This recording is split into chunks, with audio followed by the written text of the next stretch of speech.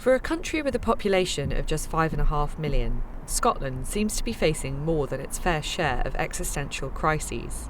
While the war over independence rages bitterly on, new battle lines are being drawn up over an issue that could turn out to be even more contentious, a law that would fundamentally alter what it means to be a woman north of the border. In a move that has sent shockwaves through Holyrood, the Scottish Parliament recently voted in favour of legislation that would allow men to become women and vice versa, merely by declaring themselves so. Under the Gender Recognition Reform Bill, Scotland, which is currently making its way through committee stage, adult Scots would be able to change their legal sex after 3 months of living in their acquired gender, without medical intervention or even a gender dysphoria diagnosis. The SNP and Greens, the driving force behind the bill, argue that self-ID, as it is known, is necessary to make life easier for trans people, a historically marginalised group. And that's why we propose to reform the process to make it simpler, more streamlined, more compassionate and less medicalised. But some Scots are alarmed about the wider impact such a seismic change to the law could have on women's rights. If you can't define what a woman is, if a woman in Scotland ceases to be somebody who's a female person, then we lose all of our sex-based protections. So I work in health, so my concern is how do we provide maternity services for people who are having babies who aren't female?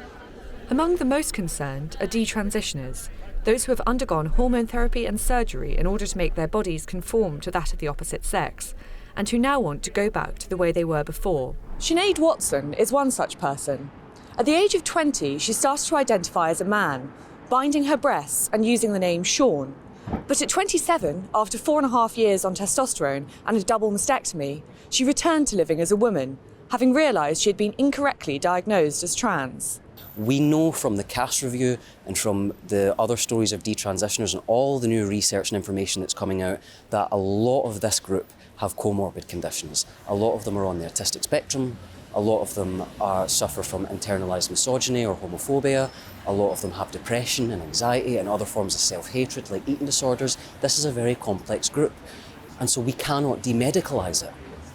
When it comes to something like this, where the inevitable pathway is medical transition that irreversibly changes your body and in many cases can harm you, as cross-sex hormones harmed me, there needs to be some medical onlooking, there needs to be therapy, there needs to be treatment. The bill suffered a big blow this week when a UN senior official urged Scottish ministers to postpone it. But with overwhelming support from the ruling parties, it's hard to imagine this particular piece of legislation being kicked into the long grass. Ordinary Scots may not know it yet, but it seems that genteel Edinburgh is to become the front line for the fiercest of culture wars, that which will decide what it means to be a woman. Olivia Utley, GB News, Edinburgh.